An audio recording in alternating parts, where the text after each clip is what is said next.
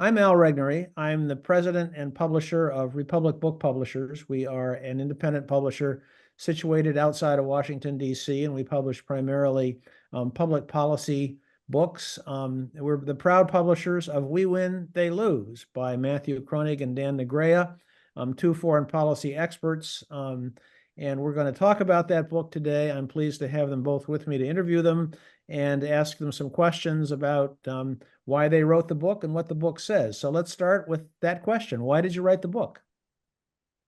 Well, we decided to write the book because the United States is in an extraordinarily dangerous international security environment. The challenge from China may be the greatest threat the United States has ever faced, more capable than Nazi Germany or the Soviet Union ever was. But China's not alone. It's increasingly working with what we call a new axis of evil, Russia, Iran, and North Korea. And so the United States needs an effective national security strategy to address these challenges. We fear that the Biden-Harris administration hasn't been up to that task. And we hope that a new Republican administration will take office next year. And rather than scrambling to write a national security strategy once they're in power, we wanted to lay out what we think could be a blueprint for a Trump II presidential administration. Dan, do you want to add to that? No, I think it's perfect. Maybe put a fine point on it. We had both tactical and strategic objectives. The tactical was to help us win the election and then have a plan to govern effectively after we win the election. It's a partisan book. We talk about the Republican foreign policy, not what America's policy should be over 50 years. But then, as Matt said, we are in a particularly dangerous time, and the strategic objective here is to have a blueprint for the road ahead.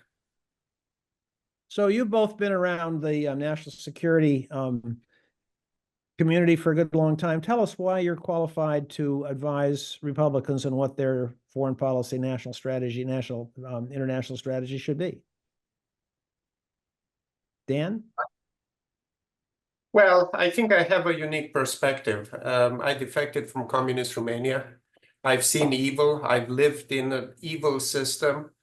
And when I see the current situation that the United States and the free world is facing, it reminds me of the previous Cold War.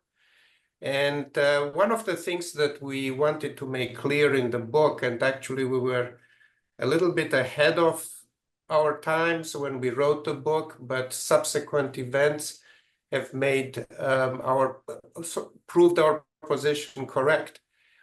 The subtitle of our book is Republican Foreign Policy and the New Cold War. We made a statement when we submitted the manuscript to you in October last year that we are in a new Cold War. Not only is this point accepted today, but there is even talk by someone very serious like General McMaster that we are on the cusp of another hot war, of another world war. We are in a very dangerous environment, and we felt we should contribute in clarifying where we are and where we should be going. And I'll just add on our qualifications to write the book. Dan, of course, served for all 4 years of the Trump administration and in the State Department in various roles. And then I've been, working in national security policy for more than 2 decades now. I served in the Department of Defense and the intelligence community during both the Bush, Obama, and Trump administrations.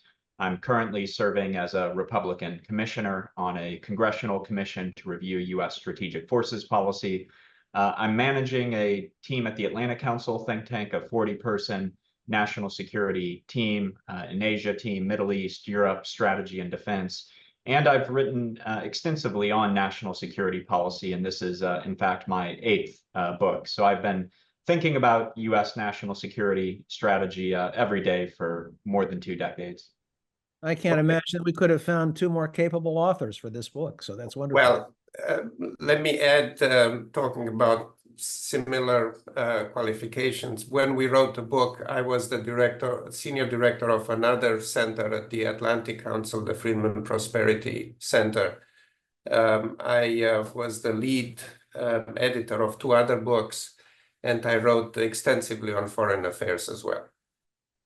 Good. So the title of the book is "We Win, They Lose." Where does that come from? Was a classic quote from Ronald Reagan. He was running for president and talking with one of his advisors, and his advisor asked him about his policy toward the Soviet Union.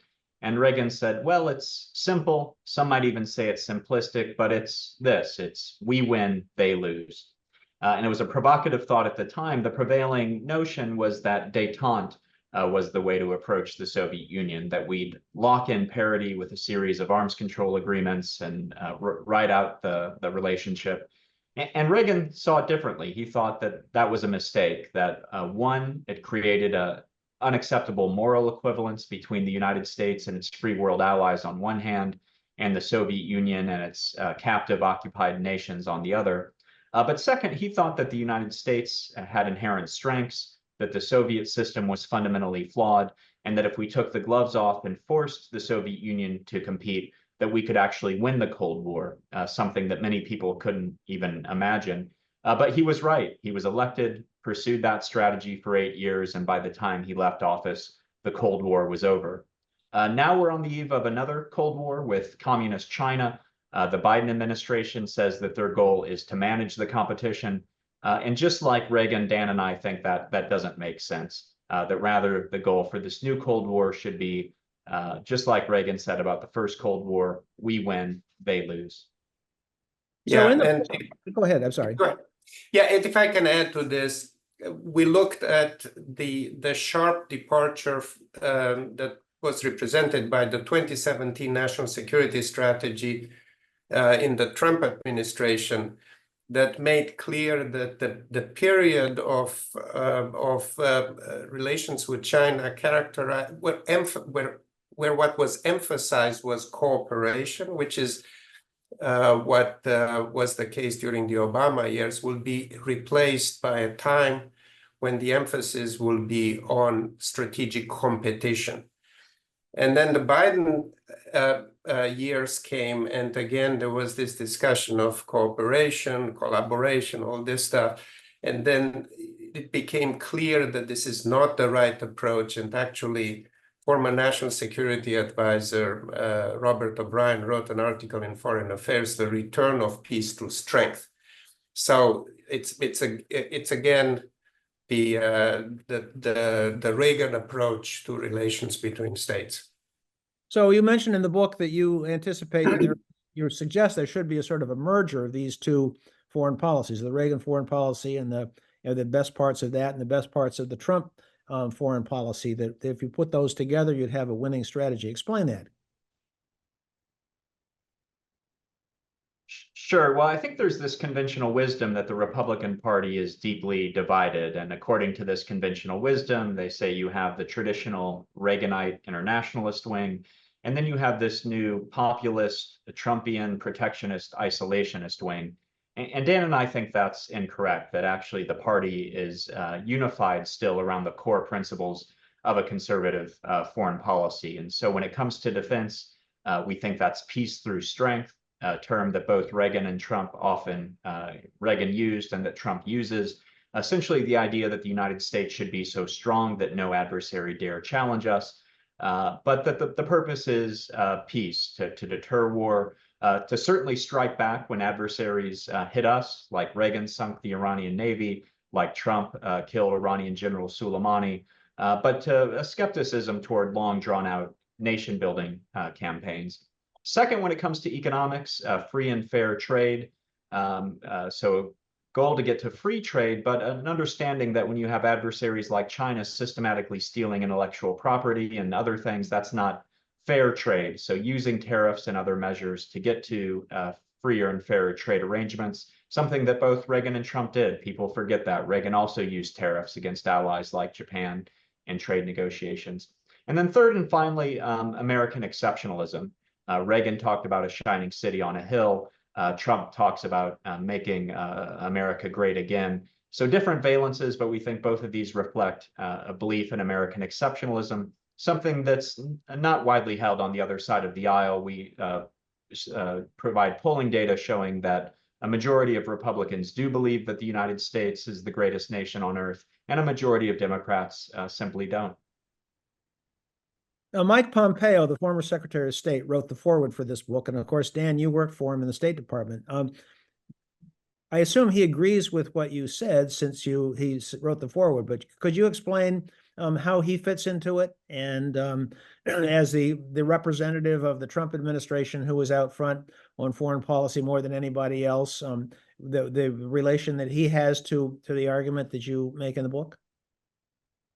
Yeah, and actually, I had the honor of serving under Secretary Pompeo. He was exceptionally effective in articulating President Trump's vision of what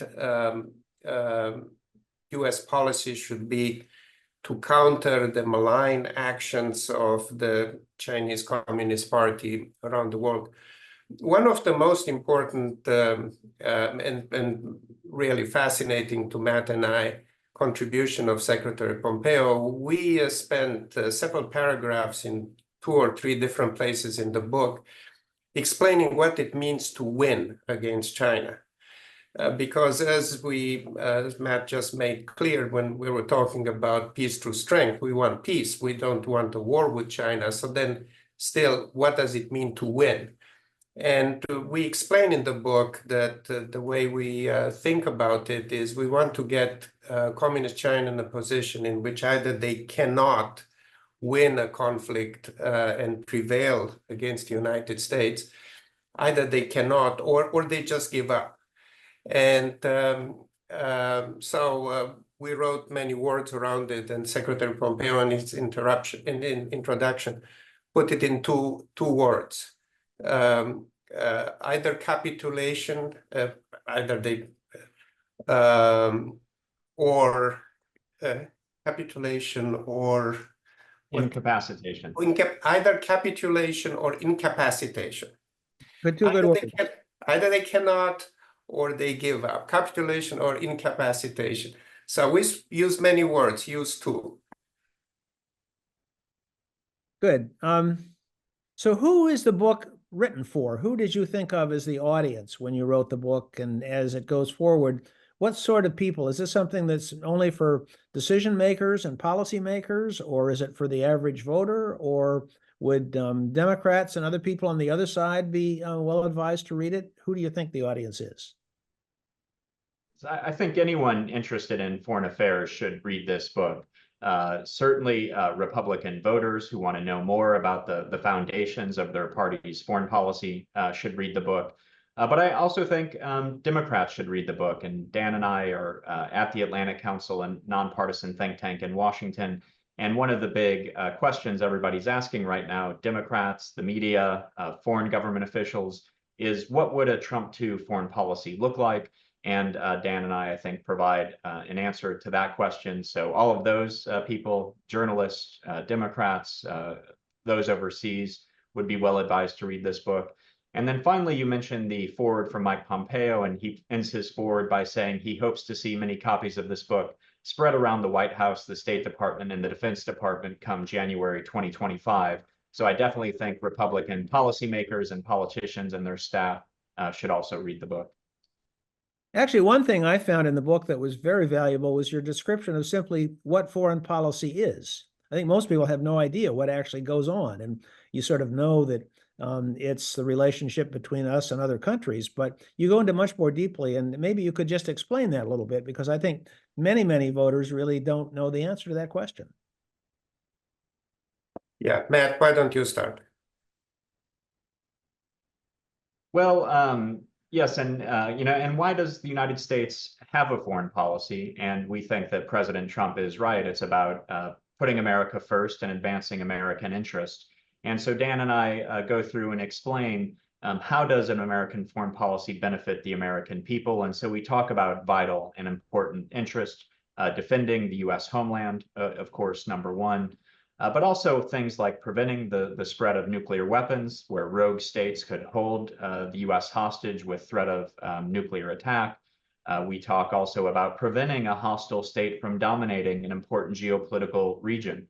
We learned at Pearl Harbor that allowing Japan to dominate Asia and getting in a position to attack the United States was a mistake. So we need to prevent, especially China today, from dominating its region to be in a place where it could threaten us.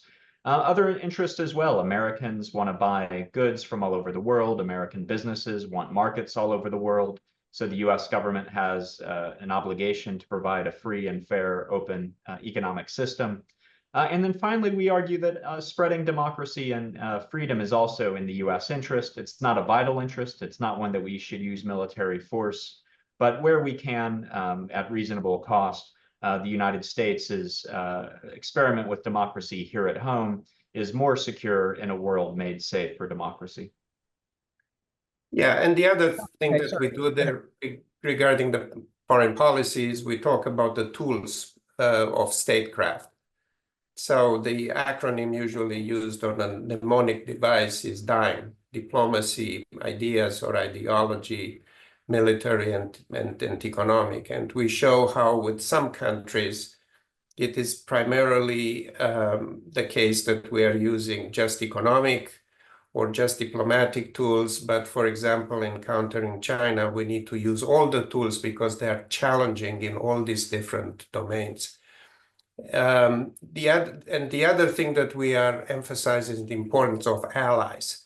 One of the criticisms that is often leveled against the Republicans is that the isolationist camp in the Republican Party is in the ascendant, and we are arguing that this is not the case. And actually, the diplomacy aspect, creating alliances, is a very important activity, and it's a strategic asset of the United States. So since the book was published, there is new fireworks going on in the Middle East that obviously there were all problems have been there for as long as the Middle East has been there, I guess, but certainly it's becoming much more a piece of this new Cold War and maybe a hot war. People are predicting that it could get much worse before it gets better. Do you have any comments about that and how that all fits into we win, they lose? Well, make a couple of points. First, these threats are interconnected. Iran is providing weapons to Russia. Russia, China, and Iran are conducting joint military exercises. And so dealing with Iran is part of dealing with this axis of evil and winning the new Cold War. Second, I think this goes to show the importance of one of the central concepts of our book, peace through strength. In the Trump administration, there was a clear decision made to support traditional allies and partners in the region, Israel and the Gulf states, and to be tough against Iran and terrorists. And I think it was a successful policy in the Middle East. Iran's economy was on the ropes. ISIS was wiped off the battlefield. Trump achieved this historic agreement in the Abraham Accords, achieving Arab-Israeli peace, bringing Israel together with some of its longstanding rivals. And then Biden, unfortunately, has abandoned that successful approach. He's decided to try to negotiate and appease Iran. He's been tough with allies and partners like Israel and Saudi Arabia, and we see the results. So Iran is not deterred. Its proxies are running wild in the region. And so Dan and I recommend that when Trump is back in office, he reinstates his maximum pressure strategy against Iran and works to build relationships with traditional partners like Israel and the Gulf states. Dan, you want to add to that? I mean, certainly this is something that you may not talk about specifically in the book, but the general idea of peace through strength, obviously, and trying to keep places like Israel and Iran from going to war is a part of American foreign policy. Yeah, there were things that we mentioned in the book where we felt that we were ahead of our time, and they were proven so correct. So, for example, what we called in the book the axis of evil, there was relatively little written about that, and it wasn't obvious how they're working together. But now it is, and now there are all kinds of terms that, who knows, some may be even better. They are talking about the axis of autocrats. There is the axis of chaos that some are talking about. I personally, if I were to rewrite it now, I will call it the axis of the expansionists, because what is characterizing these Iran, Russia, China, North Korea is that they want to expand their territorial borders by force. And this is now apparent. It was not quite as apparent when we wrote the book. So it is something that we are watching and disturbed by it. Very good. Well, I think that gives a pretty good summary of what the book is about and why people should read it. And we hope that it will be continue to be widely read, and that people that do will have a much better view of American foreign policy, national security issues. So thank you both very much. Thank you for writing it in the first place, but thank you for the interview. Goodbye. And thank you for publishing it. Thanks for the interview, and please, everyone, go out and read the book.